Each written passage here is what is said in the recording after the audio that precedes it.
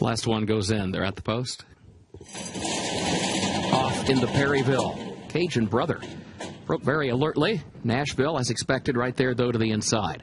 There's Nashville moving up to take the lead. Cajun Brothers okay with that. Backs away to the second spot toward the outside and will stalk the pace from there. Then a gap of 2.5, 3 lengths more now. Back to Wild West, who moves up to challenge for third. Relentless Dancer outside of that one. A gap of 3 more to 4 left, who's fifth. In between horses, Little Menace is sixth, and Bango a wide seventh as the field heads on to the far turn. Nashville the leader. Nashville opens up on a 4-length lead as they move midway on the turn. Now it's out to 5, now out to 6 lengths for Nashville. Cajun Brothers second, 1.5 lengths. Relentless Dancer third up on the outside. Wild West fourth back toward the inside as they come for the top of the stretch, or as he comes for the top of the stretch, he being Nashville. All alone as he turns for home, a 10, 12-length lead. Back to the rest. You've got Wild West to the inside in the second position. Cajun Brother has lost ground. Relentless Dancer moves up from the outside. Little Menace charges up the rail to third, but it's Nashville on past the 16th pole, 6 lengths to the good, back to Wild West. Nashville under no stress whatsoever, winning it. Takes the Perryville for Ricardo Santana Jr. Wild West was home second, and then it was Little Menace up for third, followed by Bango in 1 minute, 7.89 seconds. Simply incredible. Never asked for a thing. Nashville track record. There you go, Kurt Becker telling you all you needed to know. Track record time and nothing more than a gallop for Nashville today in the Perryville. If Ricardo asked him to run, could he go 106 and change here today? Because never at any point in time did Ricardo do anything but sit in the saddle. The instructions were hold on. Bottom line, this is one of the most impressive sprint performances that we have seen in quite some time. This is freaky good. And now we have to compare times. We will over the course of the afternoon. 107.89. What's it going to take to win the Breeders' Cup Sprint, and could this horse have toyed with a group in the Breeders' Cup Sprint in the fashion that he did? This is an incredible animal. Great job by Steve Asmussen. Congratulations to CHC Incorporated and Windstar Farm, a Keeneland graduate, son of Windstar Speightstown. This is just freaky good. Gabby Gaudette, we're watching the isolated replay. Tell me what we're looking at as far as the body language here from Nashville. Did he extend himself at all? No, not at all. You can see his ears are pinned back, but I think it's more so that he's trying to listen to Ricardo Santana's cues. If he's asking him to give a little bit more, and Ricardo was not. So I think he did this very easily under wraps. He could have gone faster. This is a horse to get really excited about. He has got a really exciting future moving forward. And Scott posed the question whether or not this horse might have toyed with the sprinters later today. Christina, I'm going to say yes. This was sensational, and I respect the fact that the Connections decided to go slowly with this horse and keep him together for, a brilliant campaign, hopefully next year. But, I'm not downplaying the sprinters later today, but I did think it came up a little bit easier of a Breeders' Cup Sprint than we've seen in years past, especially with the scratch of Vekoma. I'm going to go out there and say this is going to be a faster final time than the sprint later. 21-2, 43-4, 55-3, and 107.89 as he crosses the wire. Ears pricked forward. Proud of himself, jogging back. That is Nashville, a superstar in the game of thoroughbred racing. Folks that have just joined us on the Players Show today, if you are new to us on Twitter, you have seen one of the fastest horses in America right now in the Perryville. 1-9 on Nashville, looking like a gift in the end. Across the board, the 5-horse Wild West was second, followed by Little Menace, the other from Steve Asmussen's barn, in third. Bango finishing fourth, 4 left, finishing fifth. It was 1, 5, 2, 4, and 3. And what a way for Ricardo Santana Jr. to start off the day as well. He picked up a Breeders' Cup yesterday on Friday. This will give you a lot of confidence moving through the card today.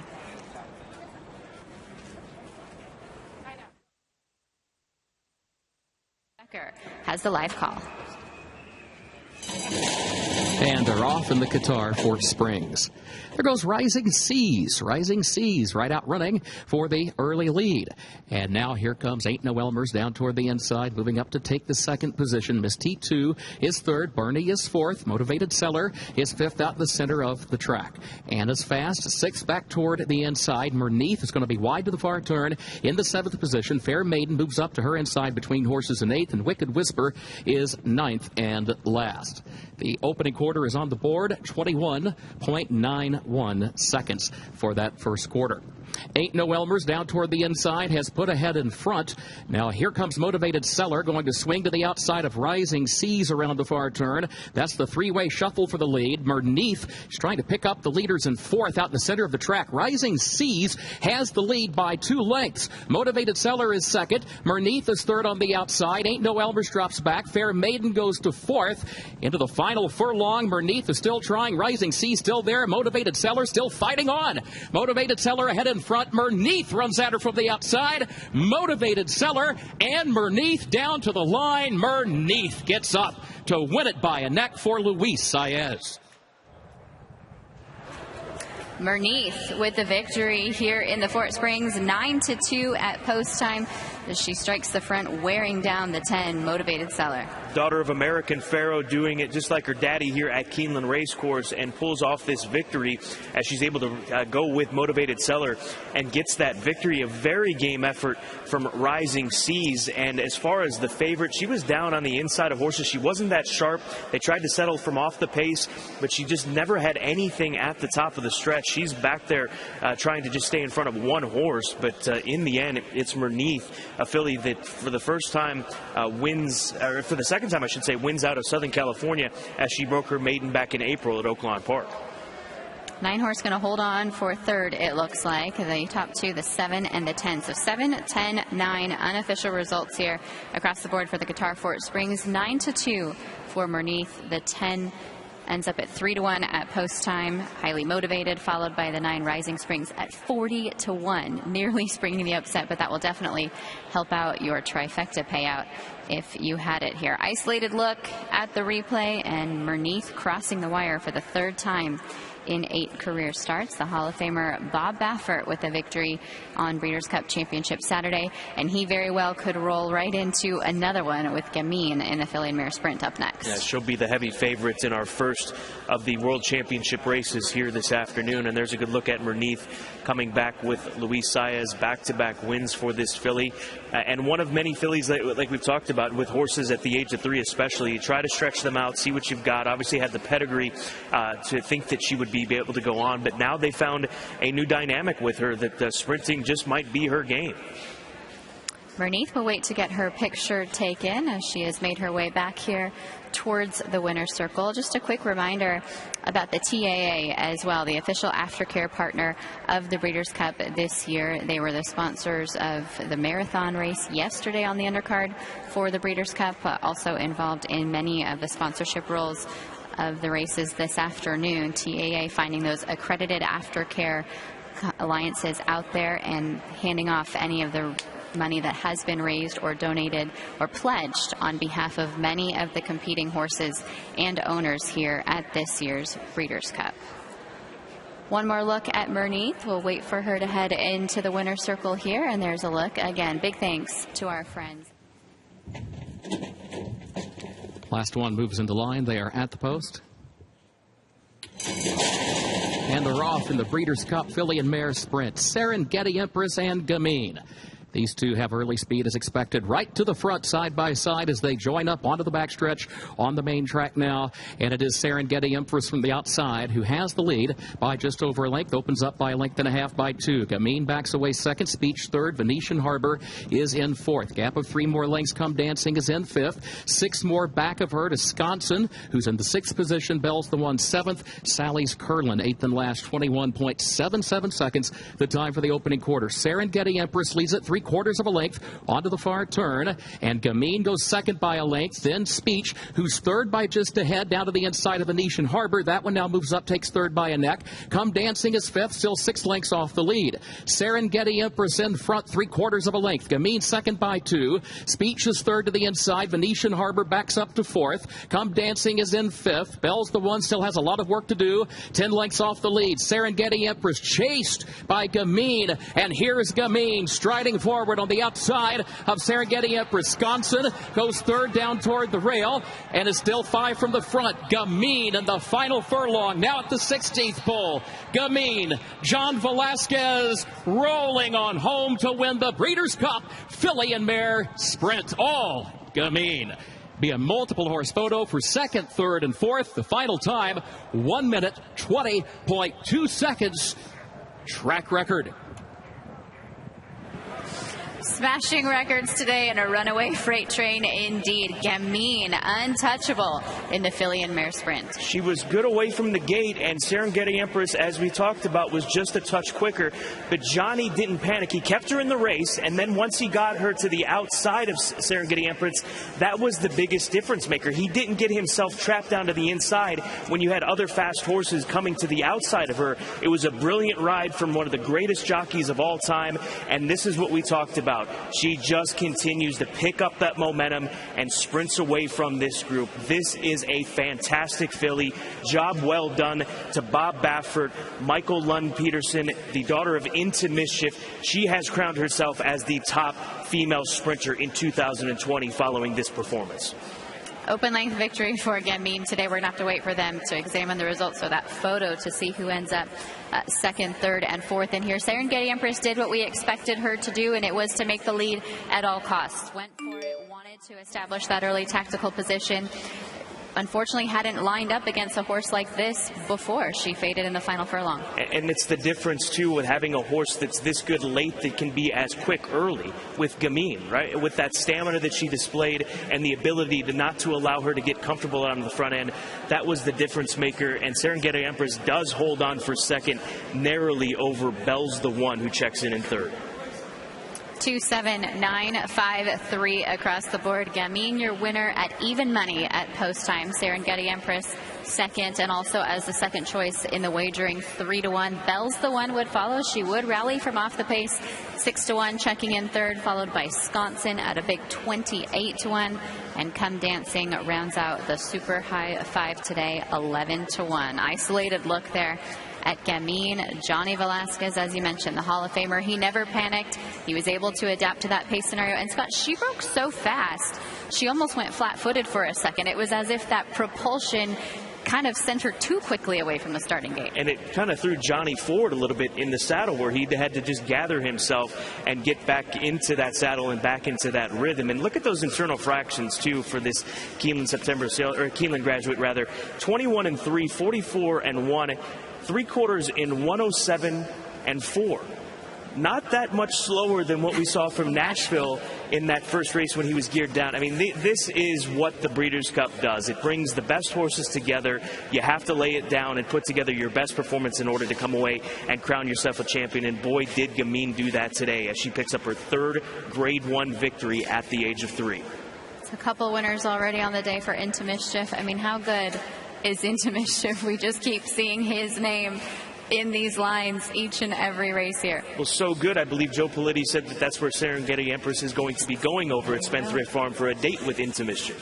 She does have a date indeed, and she loses nothing in defeat today. You think about that heroic second place effort from her once more. We wish Serengeti Empress all the best in her retirement. Gabby, how about a reaction to Gamine and this stellar performance today? It was a stellar performance. There is no doubt about that, Christina. And this was a patient, confident, Hall of Fame type ride by jockey Johnny Velasquez. The race was won in the early stages of the race, as Scott pointed out. She broke sharply. She was down on the inside. And instead of engaging Serengeti Empress on the rail, Johnny Velasquez had confidence in his horse to take her back a little bit, angle her out, and then, have control over the race once he put her in that position. She was just much the best today. Congratulations to the Connection. She was on it, and she, I'm very much looking forward to a season that we potentially will see from her next year. Serengeti Empress, ran her race, and I was actually impressed by Bell's the One. We mentioned it'd be hard to close, but she was the most impressive closer. It's a testament not only to her class. The post. They're off in the Breeders' Cup Turf Sprint.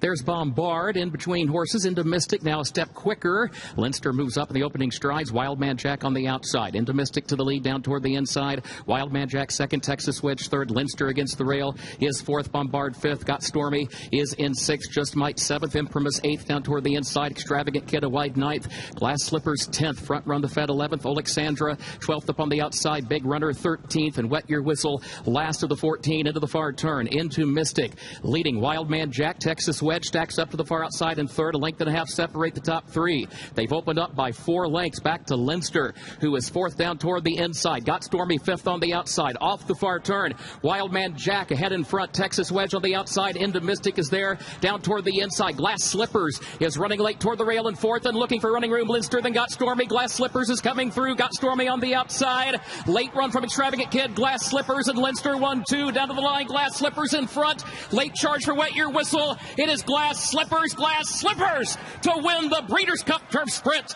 for Tom Eves with a brilliant ride.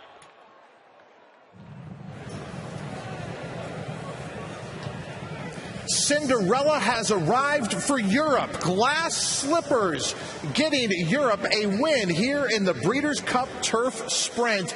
And it was, as called by Kurt Becker, Simon, a phenomenal ride by Tom Eves. Yeah, congratulations. I thought the Europeans were up against it in here, but this is a phenomenal performance here. Great ride by Tom Eves. There's all kinds of traffic in behind. I think Imprimus gets steadied hard here mid-stretch. You have to watch it late, but Tom Eves, he just comes off the rail there, and he gets the split, the perfect split. That's what we're talking about. You can see here, right in behind, I think it's Imprimus that has to steady out of there, and horses getting checked out. But he got that split down on the inside, and Glass Slipper here. Absolutely devastating late kick here. Gets the job done. Nice late rush from Wet Your Whistle as well under Jose Ortiz to finish second. Yeah, Wet Your Whistle walked out of the starting gate, made up a lot of ground late at 26-1. Caton, why run 2 from Europe when 1 will do? Boy, that versatility that the trainer spoke of, Kevin Ryan spoke of early on, really served Glass Slippers well as far as this performance was concerned. She was able to sit back and not only find the racing room that she needed, but adjust to a very fast half mile. The internal fractions of this race, particularly that middle point, were sizzling. So her ability to kind of settle back off there and then find the room she needed really made the difference. The 5.5 furlongs completed in 101.53. A great time, a courageous performance. This is one of the highlights early in the day here. This win by Glass Slippers, daughter of Dream Ahead out of the Mind Games mare Night Gypsy, was bred in Her Majesty's Kingdom, Great Britain, owned by Bearstone Stud Limited, trained perfectly by Kevin Ryan for this championship moment. Caton has an update on the wagering front.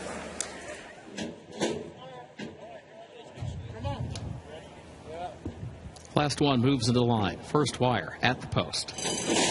They're off in the Big Ass Fans Breeders' Cup Dirt Mile. There goes Nick's Go out for the lead. Sharp Samurai and Art Collector there to the inside. And there goes Complexity from the outside. Complexity moves up to the outside of Nick's Go. Nick's Go gets to the rail, though, has the lead by a length. Midway on the first turn. Complexity goes second, a length and a half. Art Collector third by a head. Pirate's Punch is in fourth around the first turn. Mr. Freeze outward from the rail in fifth by a head. Sharp Samurai is sixth. Jesus' team is in seventh. Rushy is eighth. Mr. Money ninth on the outside. War of Will 10th up the backstretch. Silver Dust 11th. And Owendale last of the 12. Opening quarter went in 21.98 seconds. Nick's Go against the rail leads it only a neck. Complexity second on the outside. Then a gap of 3.5 lengths back to Art Collector in third by 3/4 of a length. And there goes Sharp Samurai to his inside, now taking fourth. Pirate's Punch in fifth. Then Mr. Freeze, Jesus' team. War of Will still 10 lengths off the lead.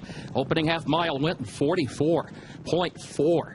Midway on the far turn, Knicks Go is the leader 3/4 of a length. Complexity goes second by 2. Sharp Samurai tries to move into contention but still third. Gap of 3, Mr. Freeze. This is between horses in fourth. They're past the quarter pole to the top of the short stretch. Knicks Go leading Complexity by a length and a half. Mr. Freeze trying to pick up more spots, has to swing to the outside though. Sharp Samurai into the final furlong, and then Jesus' team. Knicks Go with the lead. Knicks Go by 4. Jesus' team runs late down toward the inside of Complexity, and then Sharp Samurai on the outside, but it's Knicks Go. Knicks Go. Front-running victory for Joel Rosario and Knicks Go in the Big Ass Fans Breeders' Cup Dirt Mile. 1 minute 33.85 seconds track record. It was virtually a track record at every point of call. Knicks Go with a sensational performance in the Big Ass Fans Breeders' Cup Dirt Mile. Caton, what did we just witness? Knicks Go is fast. He goes from the start, and Joel Rosario was able to capitalize on that. But make no mistake, he sizzled through fractions early on and then kept on going. But by the top of the stretch, the race was over. Everyone chasing throughout. I thought perhaps midpoint of the race, you might see some signs of him giving in. But no, Knicks Go just went all the way, every step of the way through a track record performance and a Breeders' Cup victory. Simon, the mark of a great horse is they make good horses look cheap, and he just ran them off their feet today. He certainly did. I mean, obviously the track is very fast. We're breaking track records here left, right, and center, so that has to be put into context. But visually, watching Knicks Go, what a different animal he is now in the barn at Brad Cox, and the tremendous weekend for him is just continuing, and he's still got some real big chances left, of course, in the Distaff with Monomoy Girl. But Knicks Go, just a new animal here at the age of 4, undefeated in 3 starts, has found a new running style. Go to the front, just keep on going. No one can go with him. I tell you what, I thought Sharp Samurai ran a good race in defeat, Mike. A little unlucky in the early stages. Got checked hard coming out of that first turn. Lost a little bit of ground. Would never have beat the winner, but might have been a little closer. Well, they didn't change a whole lot of positions. They were 1-2 around the racetrack, and they made a nice fight of things early, but it just never looked like Knicks Go was breathing hard as fast as he went. We saw Jesus' team get the second place money at the 11 horse, so 5, 11, 2, 10, and 12. And I know that those underneath horses will make a big difference in the BCBC. But this was as formful of an outcome as we could have expected here, Caton. Knicks Go, we knew going in he was special. I guess the only question really was, could he keep that tear going? And boy, did he ever.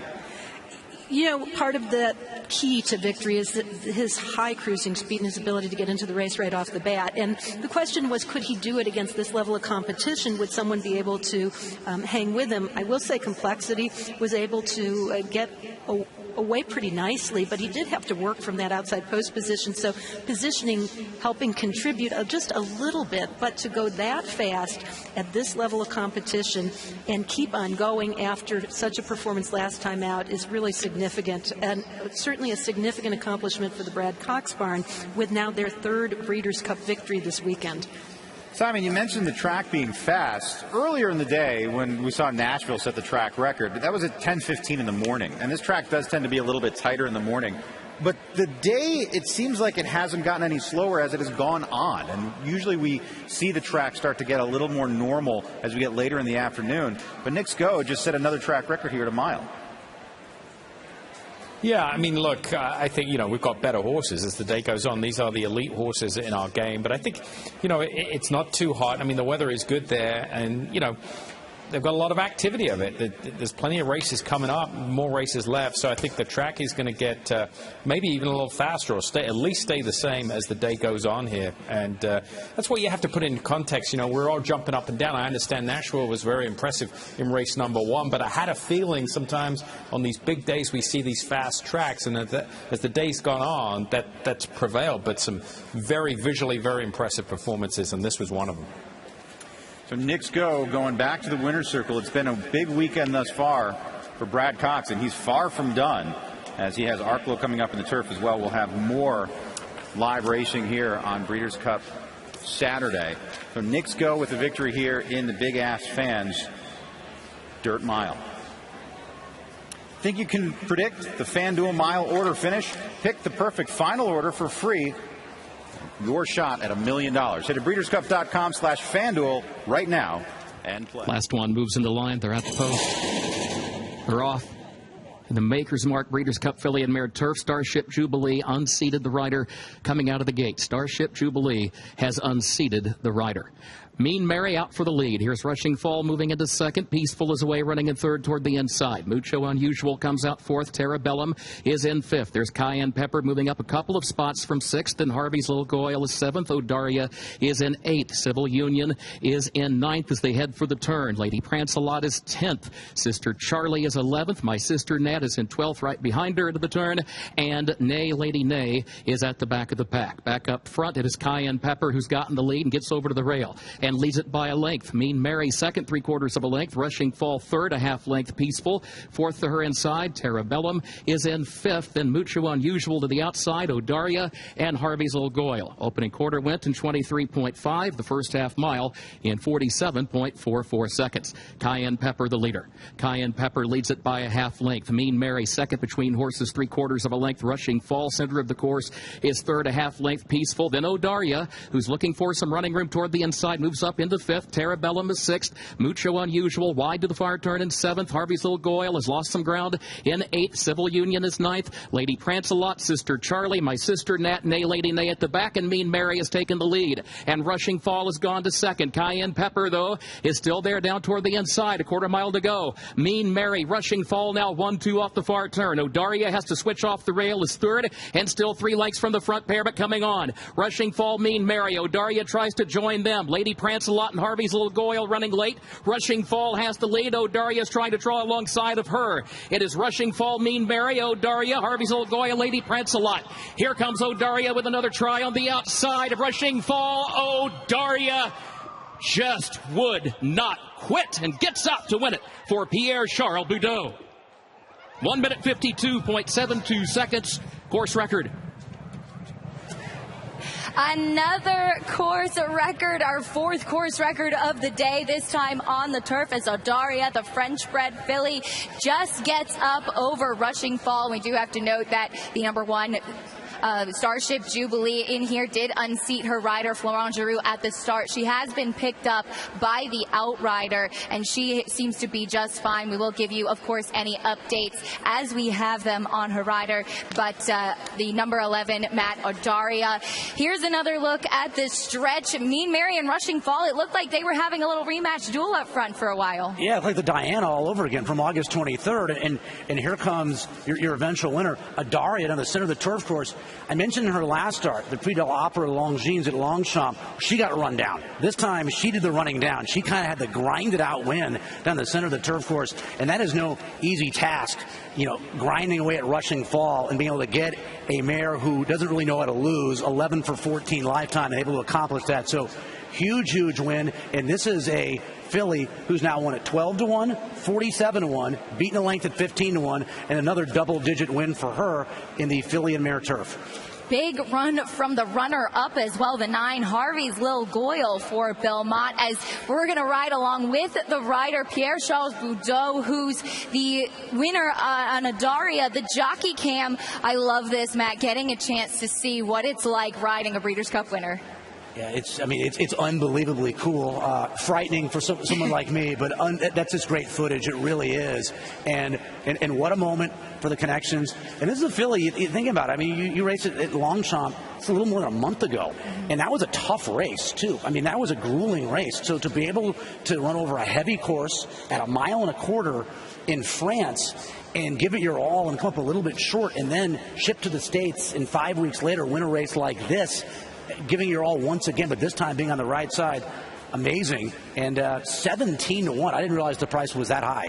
She was a big price up there on the board. The first Breeders' Cup runner for this barn, a Breeders' Cup winner, and defeating a former Breeders' Cup winner as well in Rushing Fall, who did manage to hold on for second. Another really gutsy effort there. But this is a rider, Pierre-Charles Boudot, as well, that I've been really impressed with, Matt, and following along with some of the European racing. You mentioned the time frame, as a lot of the European races, just as we've seen here in the U.S., had to be rescheduled, and the timing a lot different as far as the preps leading up to the Breeders' Cup. But it all seemed to work out, Simon, for Odaria. What a big performance today. Huge. Last one moves into line at the post. They're off in the Breeders' Cup Sprint. There goes Empire of Gold. There goes Echo Town. Jasper Prince has early speed as well. CZ Rocket comes away fourth. Yopon up close in fifth. Frank's Rocket is away running in sixth. Manny Wah goes seventh. Diamond Oops is eighth on the far outside. Whitmore is in between horses in ninth. Lasting Legacy moves up 10th. Forense Fire is 11th. Collusion Illusion 12th to the inside of Bone Raison. And Hog Creek Hustle is wide and last, headed to the far turn. 21.64 seconds the time for the opening quarter. Jasper Prince against the rail leads it by a length around the far turn. Empire of Gold second by 3/4 of a length. Yopon is in third. CZ Rocket is in fourth. Diamond Oops and Lasting Legacy move as a team to the center of the track. Echo Town and Manny Wah in some traffic looking toward the inside. Jasper Prince the leader. Here comes Empire of Gold on the outside of that one. Echo Town, an awkward move there. CZ Rocket is moving up on the outside. Here's Whitmore. Here's Whitmore. Here's Whitmore. Here's Whitmore striding forward for the lead in the final furlong of the Breeders' Cup Sprint. What a day in the career of this 7-year-old. Whitmore, Iran Ortiz Jr. have won the Breeders' Cup Sprint in 1 minute, 8.61 seconds. Say hello to the new boss, same as the old boss. Whitmore, at the age of 7, has taken the Breeders' Cup Sprint in his 4th attempt at 18-1. They were throwing it down here early, Matthew, and as we said, at some point a horse was going to win against this trend, and it was the amazing Whitmore. That's spectacular. That really is. This horse, I mean, for so many years has been an elite sprinter and to win a race like this, and win it this decisively, too. Once he took control, this race is absolutely over. He wins by open lengths. I'm not sure what the final margin's, Todd, about 4-length win for Whitmore. So a decisive win. He didn't run very well in the Phoenix. Ron Moquette, for the race, said he didn't like the track that day. He was a little bit far off and you couldn't close. Yeah, that margin's about 3.5 lengths. Whitmore 18-1, a price he has not been since he was 19-1 in finishing third in this race last year at Santa Anita. And Caton, as you were alluding to, Ron Moquette, this has been a special horse to his barn. This has been a special horse to racing. I'm surprised he was 18-1. I can't imagine what the folks in Hot Springs, Arkansas think, but this is really a testament to Ron Moquette. Absolutely. The care that the whole barn has taken with this horse, handling him with kid gloves, weighing decisions every step of the way, and never wavering from not only what's best for the horse, but also from the path to the Breeders' Cup if the horse told them it was okay to go. Also interesting to see that Whitmore really wasn't engaged as far as the pace was concerned until inside the 8th pole. So, I mean, maybe this puts to rest the idea that you have to be on the lead to win. Logical horses earlier in the day ran very fast on a fast track and were able to capitalize on their speed. But horses like Whitmore find a way to win any which way. A horse that if you follow racing on a daily basis, you have come to appreciate, and now he gets to show the rest of the world what he's capable of. He's been here 3 times previously, and this 4th attempt, dismissed at 18-1, Whitmore leads the way. Acacia?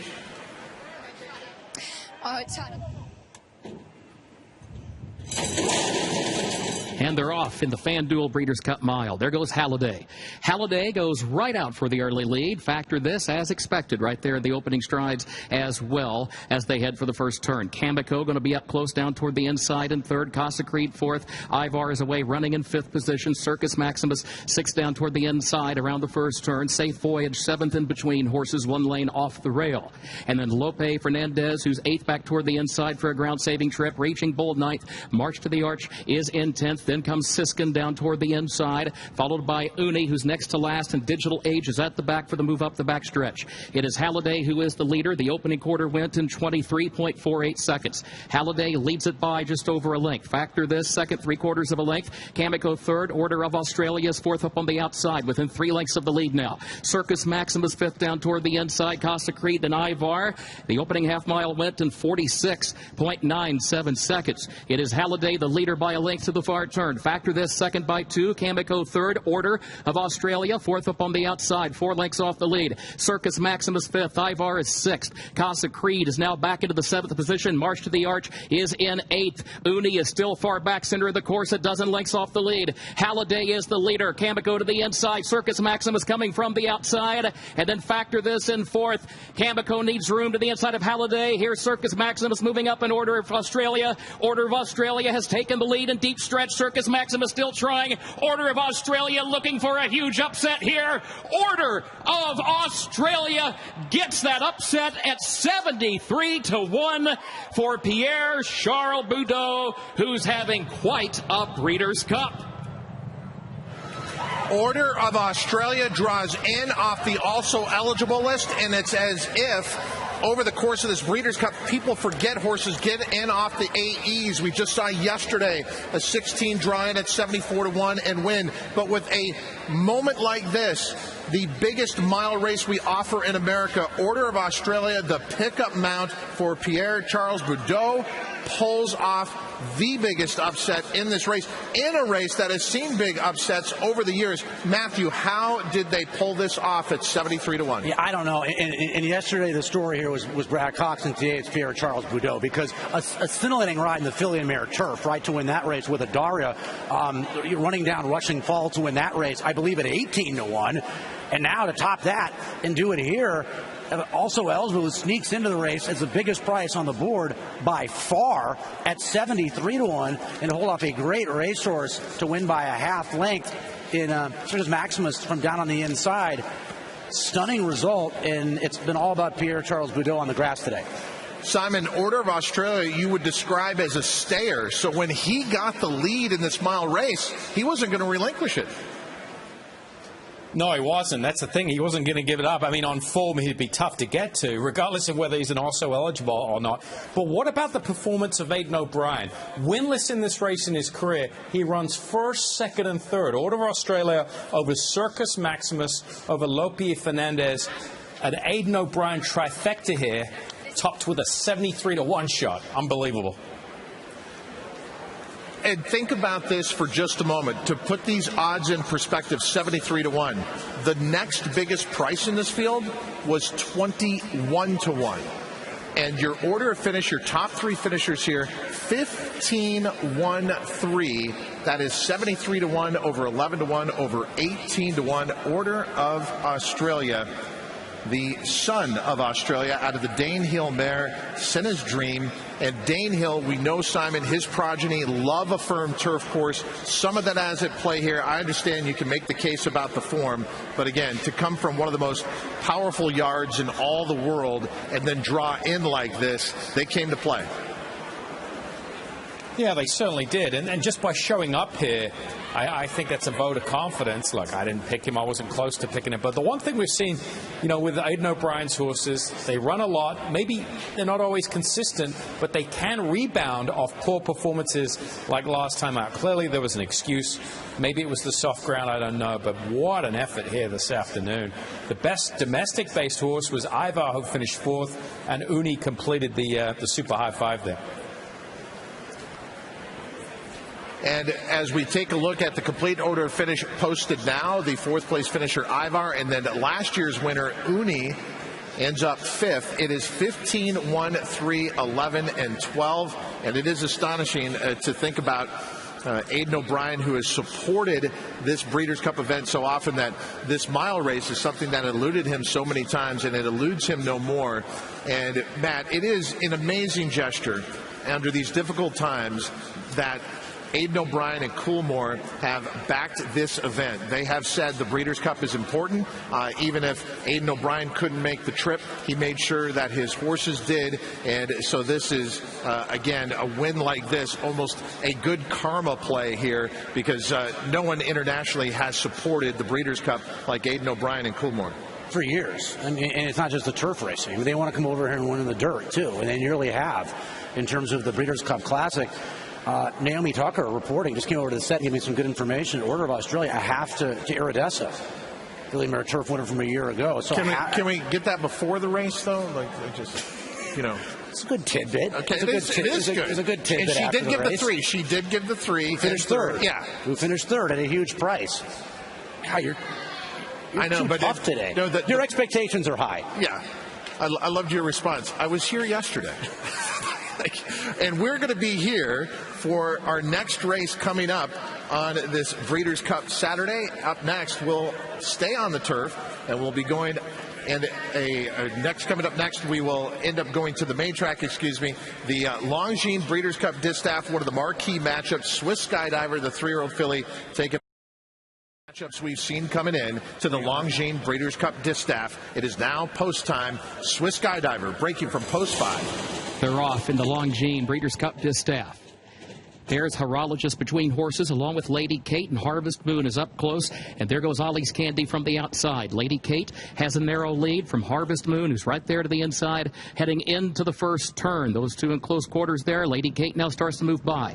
Harvest Moon second, a half length. Ollie's Candy forwardly placed in third. Horologist fourth. Monomoy Girl 3 wide and fifth, 3 lengths off the early lead. CC is sixth back toward the inside. Swiss Skydiver seventh between horses. Valiance is eighth to the far outside. And then Dunbar Road is ninth, and a gap of 6 more lengths back to Point of Honor, who is 10th and last. It was 23.11 seconds, the time for the opening quarter. Harvest Moon the leader, and Lady Kate second on the outside. A half length separate the top two. Ollie's Candy third in between horses, a length and a half off the leader. Horologist fourth down toward the inside. Monomoy Girl in the clear, far outside and fifth, still 3 lengths from the lead though as they head for the far turn. CC is next. Swiss Skydiver is against the rail, 6 lengths off the lead. Valiance to her outside. Dunbar Road, and then Point of Honor at the back, 46.03 seconds for the opening half mile. Lady Kate alongside of Harvest Moon. Here's Ollie's Candy looking for some running room now toward their outside, and Monomoy Girl gets engaged now, moves up from fourth into third. Valiance is moving behind her. Harvest Moon is the leader with a quarter mile to go in the distaff, leading Monomoy Girl a length and a half. Valiance third up on the outside. Harvest Moon is right there. Swiss Skydiver is looking for running room down toward the rail. Monomoy Girl got the jump though, and she leads the field into the final furlong. Valiance to her outside. Harvest Moon third, Swiss Skydiver fourth. Valiance trying to catch Monomoy Girl. Late run from Dunbar Road to third. Monomoy Girl in front. Monomoy Girl wins the distaff by 2 lengths on the line for Florent Giroux in 1 minute 47.84 seconds. In a sport where our stars do not stay around long enough, Monomoy Girl stays around to her 5-year-old season to win the Longines Breeders' Cup Distaff yet again. Caton, I know you're probably chock full of emotion right now, but I want you to weigh in on what we just witnessed. You know, my heart is beating out of my chest right now. But the thing about Monomoy Girl is that if she makes the lead too easily, she waits on the competition. She likes to have a challenge. So the key was Florent waiting as long as possible to take the lead because he didn't want to let her get to loafing around and then get caught at the wire. But she's become so much more professional. To have her do what she does, regardless of the post, regardless of the situation, she finds a way. And he has spoken about how he never gets to the bottom of her, that she never gives 110%. She's able to win so easily. It just shows you, even at the highest level, what she's capable of as she comes around the field. Gives me a heart attack every time because you wonder, is she going to be able to run down the speed against quality horses every step of the way? Swiss Skydiver in the inside, but Monomoy Girl gets that jump and seems to know exactly what her job is and does it with aplomb. Yeah, she has horses to her inside in the Matthew, a late challenge by Valiance, but in the end, it was only a challenge for second there as Monomoy Girl finds more, as Caton said. And if they never got to the bottom of her, well, that was pretty good of a career that we've had because this is expected to be the last start of this brilliant mare's career. Yeah, that was phenomenal. And I think the key also is the fact that she can rate. Rateable, and you're on the best horse. horse, which is obviously the case with Monomoy Girl, you just want to avoid problems. You want to avoid traffic. So she has an outside draw. Let's get that position. We can move over a little bit. We can afford to be a little bit wide in this race. We can't be too wide. So they were probably, 2-3 path in the early to middle part of the race. A little wide turning for home. You're on the best horse. It's better to be a little bit wide turning for home than stuck in traffic with horses in front of you, or having that option, or should I dart down on the inside or stay to the outside? They never had to make that decision outside the whole trip. I think Drawn beautifully helped, and Monomoy Girl, I think she was a little tired at the end of this race, but you nailed it, I think. The ability to find more when necessary, and she put that on display once again. The final time for the mile and an eighth, 1:47.4, just 1/5 of a second off the track record, but the time is not what is important here. And Caton, as we talked about, the connections pretty much declared this would be her last start. It is a perfect way for her to go out on a remarkable career, but the fact that we got to experience her one more time at the Breeders' Cup is a phenomenal sporting gesture by these connections. This is going to be a very emotional winner's circle, I would imagine. I'm certain of that. And, I know from the Brad Cox team, while there was the utmost confidence in how she was doing and what she was going to do today, barring anything unforeseen, there were so many nerves surrounding the idea of just allowing her to be able to show what she could do and go out on a winning note. Monomoy Girl coming back to a appreciative winner's circle. We're going to let Caton unhook and get down there. I know she wants to be in this moment. Caton, go enjoy it. Florent Giroux aboard. You saw the emotion of him as they crossed the wire. Look, this is what our sport is all about, and Matthew, this is what the Breeders' Cup is capable of producing. Moments like this that we'll remember for the rest of our time. And how about one of the biggest owners in the game on the East Coast, and Michael Dubb? I mean, he was a co-owner of Aunt Pearl, who won the Juvenile Fillies Turf for Brad Cox yesterday. Co-owner of Monomoy Girl. He's invested so much into this game. Great to see him be rewarded for that with Breeders' Cup wins on Friday, and now a big one here in the Distaff here on Saturday with Monomoy Girl, who wins the Breeders' Cup Distaff final start of her career, giving her her 7th Grade 1 win. Astonishing. The anticipated showdown between her at the post.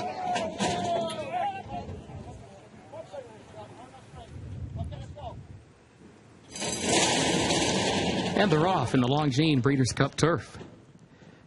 There goes Channel Maker.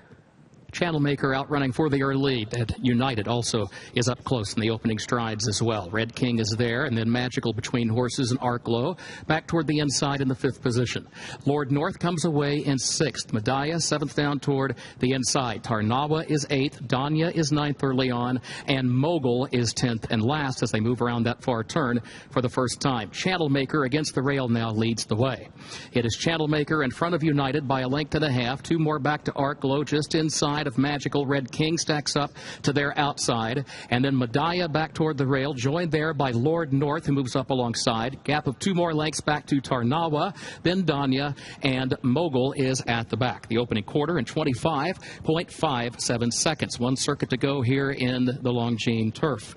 And Channel Maker is the leader. United just off the leader's flank, 51.06 for that first half mile. Arklow back toward the inside is 3rd. Red King is 4th up on the outside as the field heads into the 2nd of 3 turns in this journey. Magical is in between horses. Magical right up close there, but in between and caught in some close quarters. Now moves up into 4th, now challenging for 3rd, 2 lengths off the lead. Further back, Medaya stays down toward the inside of Lord North, tracked closely by Tarnawa, and then further back, Mogul next to last, and Danya trails for the move up the back stretch. It is Channel Maker who continues to dictate the terms. Channel Maker leads it by 3/4 of a length.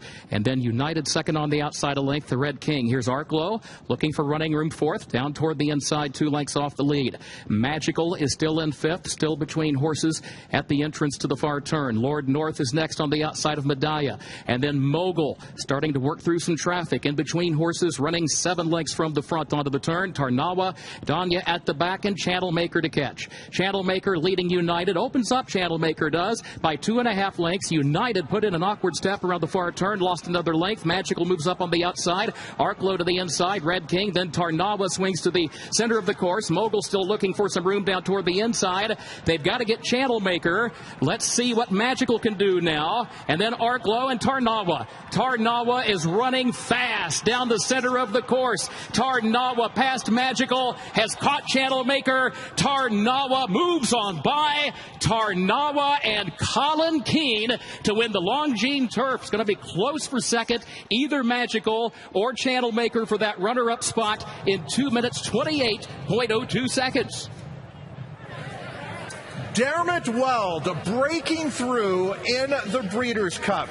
An already impressive career is just added to here with Dermot Weld's training job with Tarnawa and the pickup mount by Colin Keene and Simon. Tarnawa was picking them up and laying them down like a house of cards. Yeah, she certainly was, coming from off the pace here. Channel Maker, what a great ride aboard Channel Maker. And getting to the lead there for Manny Franco. He tried to lead him as far as he could. United, a little disappointing. Middle of the turn there, had a stutter step. I think just stumbled right about at this point and was taken out of it. But Channel Maker, it was his race to lose from here on out. Look at Tarnawa, left of the screen, takes the wide route here to avoid the traffic and comes rolling under Colin Keene. And how good has the Prix de l'Opera back on ARC weekend turned out to be? The winner has gone on to win the Breeders' Cup Turf. The third place horse, Odara, came back and won the Breeders' Cup Filly and Mare Turf earlier this afternoon. And another filly here. We've seen 3 fillies now win this race since 2015. Found, Enable, and now Tarnawa. What a great performance here. Dermot Weld for the Aga Khan. Magical is in a photo for second here with the 9 Channel Maker. Caton, the pace setter Channel Maker, was setting all the fractions that he would need in here, but it was a European-style race with the slow pace up front, and Tarnawa's kick was just incredible here for her 4th win in a row. A very fairly run race so far as the pace was concerned, where each horse had a chance, and the horses that were best on the day prevailed here with Tarnawa and Magical, and maybe a little passing of the mantle, so to speak, from Enable to Magical, now to Tarnawa, as far as great fillies coming over to win the Breeders' Cup. Tarnawa going off at 9-2. Results of that photo, and Magical does get there for second. Channel Maker holds on for third. Lord North rallies here for fourth, and then Mogul checking in fifth. So, Simon, Europe accounts for 4 of the top 5 positions here in the Longines Breeders' Cup Turf. Yeah, as expected. I mean, they look to dominate coming into this race. They usually do year in, year out. Domestically, I thought for the U.S., Channel Maker ran a huge race, and no disgrace there, finishing third. But what a great filly here. The girls run 1-2 here with Magical, the 5-year-old mare, kind of rebounding, coming back to her form. Very, very good effort. Just a sad situation. I feel bad for Christophe Soumillon. Of course, it's well publicized. Tested positive for COVID-19, and he's missed 2 victories here this Breeders' Cup. It's just another sign, of 2020 in play here. Yeah, to further that point, the next race we'll be moving on to is the Longines Breeders' Cup Classic, and I had a chance to hear from Greg Bensel, who's part of GMB Racing, a long time, has worked for Gail Benson and her late husband Tom, who owned the New Orleans Saints as well as the Pelicans. And Gail Benson wanted to be here for Tom's d'Etat in the upcoming Longines Breeders' Cup Classic, but Greg had informed me with the protocols that the NFL has in place for owners and players, there's limits on travel, but the entire Tom's d'Etat team is watching. Mrs. Benson was heartbroken that she couldn't be here because Tom's d'Etat means so much to her and the team, obviously named in honor of her late husband. That'll be coming up, but it speaks to what you're talking about, the protocols in place that limit people being here. That was true of some connections traveling over here for this race, but also the protocols you talked in place have worked to make this a safe Breeders' Cup in a perfect environment, and wherever you're witnessing it, you have seen the best that our sport has to offer in Tarnawa, putting it on display here in the Longines Breeders' Cup Turf. You're watching and listening to the Breeders' Cup Players Show. Coming up next will be the biggest race of the 2 days. It's the Longines $6 million Breeders' Cup Classic. The race for Horse of the Year is on. The $6 million Longines Breeders' Cup Classic at the 1.25 miles. A few more left to load. We'll turn it over to Kurt Becker for the live call.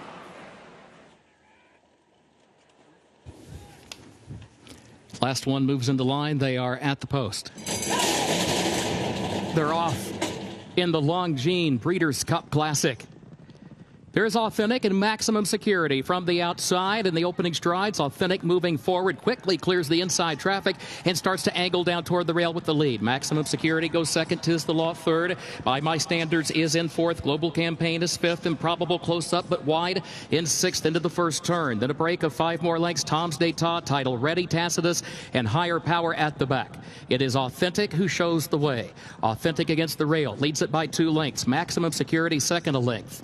And then Tis the Law third to the inside by just a half length. Global Campaign fourth up on the outside. By My Standards is toward the rail in the 5th position, flanked there by Improbable. Improbable toward the outside, 6 lengths off the lead. Break of 4 back to Tom's d'Etat, Title Ready, Tacitus, and then Higher Power at the back.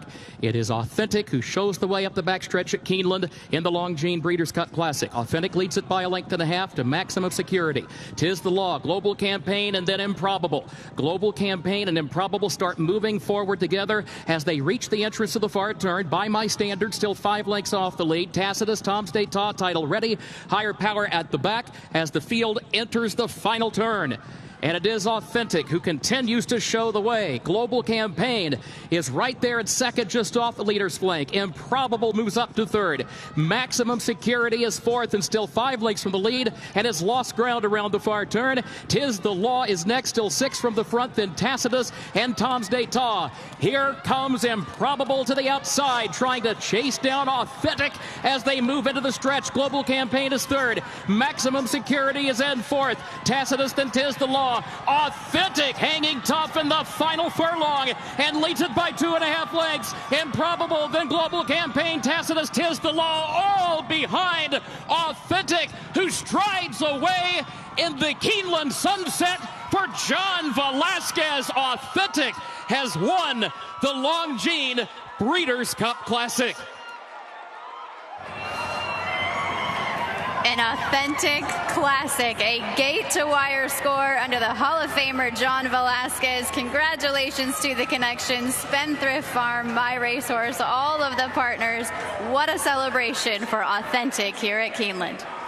We just witnessed what this horse was able to do in the Kentucky Derby. Once he gets comfortable and out in the clear, he's able to switch things off, and nobody was ever able to come to this son of Instant Mischief. What a campaign from this 3-year-old colt. Yet another Breeders' Cup Classic for Bob Baffert. For the longest time, a decade plus, Bob Baffert could not win the Breeders' Cup Classic. Then what does he do? He rattles off 3 in a row, starting with Bayern, and then we see performances like this with Authentic. Baffert is a master at getting a horses to go 1.25 miles, and it is on full display here with the sort of speed that they possess. This is how Baffert wins the Breeders' Cup Classic, with horses getting out on the front end and just absolutely running the field into the ground. Gabby, he played come and catch me with them out there. Nobody getting to Authentic today.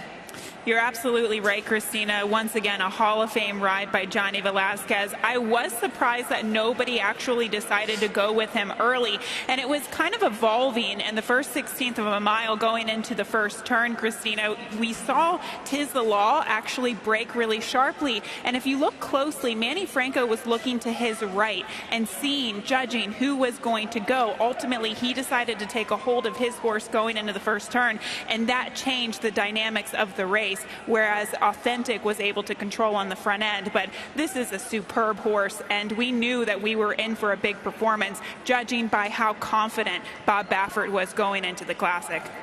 He is so determined. You can see it, just ears pinned out there. He knows his job. He knows what to do out there on the front end, and nobody really making up any ground throughout the race. Scott, down the backstretch at one point, you did see Improbable and Global Campaign. Their riders realized we have to make a move on this horse. They did so in tandem, and were both discouraged at the top of the lane when this horse kicked clear. Yeah, it was too little too late at that point in time. I mean, it was a very strong effort from Improbable, and give a lot of credit to Global Campaign for him to be able to hold on on for third. Tacitus grinding out a fourth-place finish.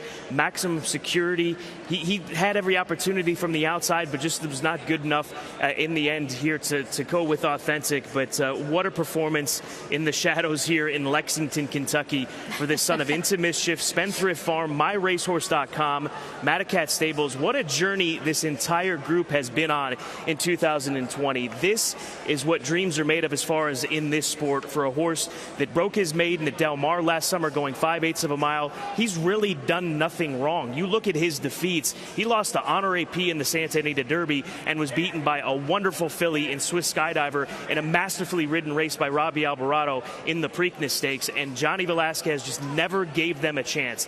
That's what you do when you have a horse with the type of speed and stamina that he has.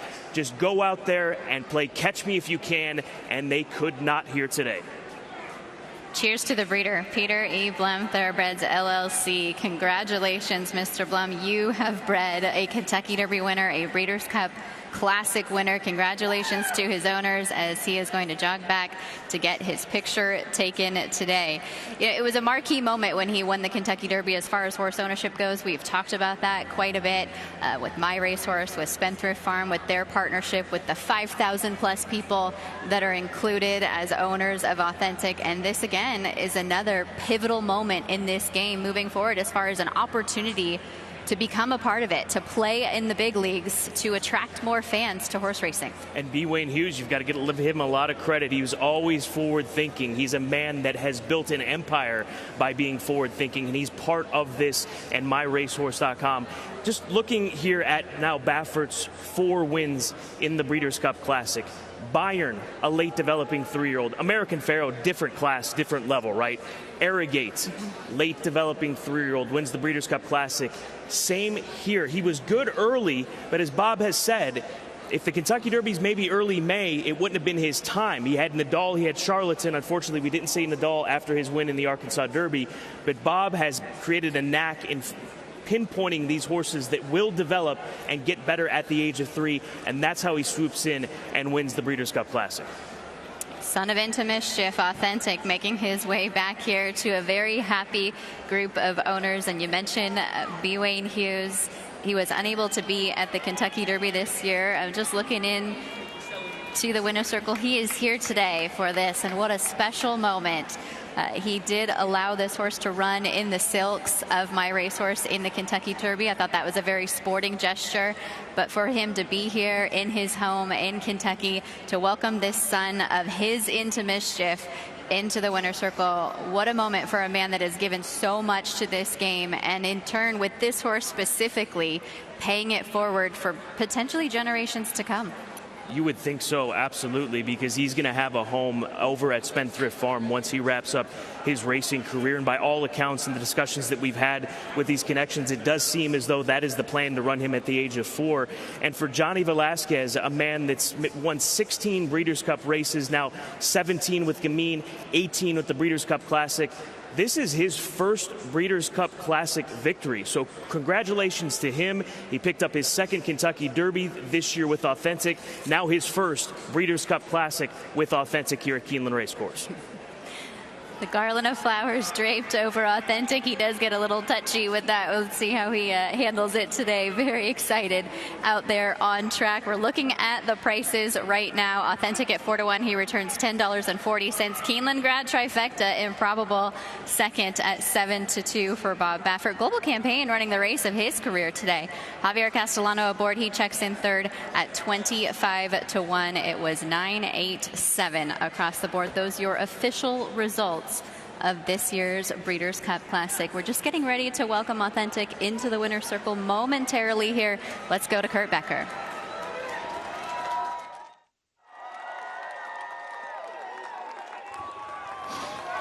Entering the winner's circle for race 12, the Longines Breeders' Cup Classic, number 9, Authentic. Owned by Spendthrift Farm of B. Wayne Hughes. Owned by MyRacehorse.com of Michael Behrens, by Madacat Stables LLC of Saul Kuman and Jason Monteleone, and Starlight Racing Stable of Jack Wolf and others. The trainer is Bob Baffert. The jockey is John Velasquez. Authentic, a 3-year-old son of Into Mischief, out of Flawless by Mr. Greeley. Keeneland sales grad, bred in Kentucky by Peter Blum Thoroughbreds LLC.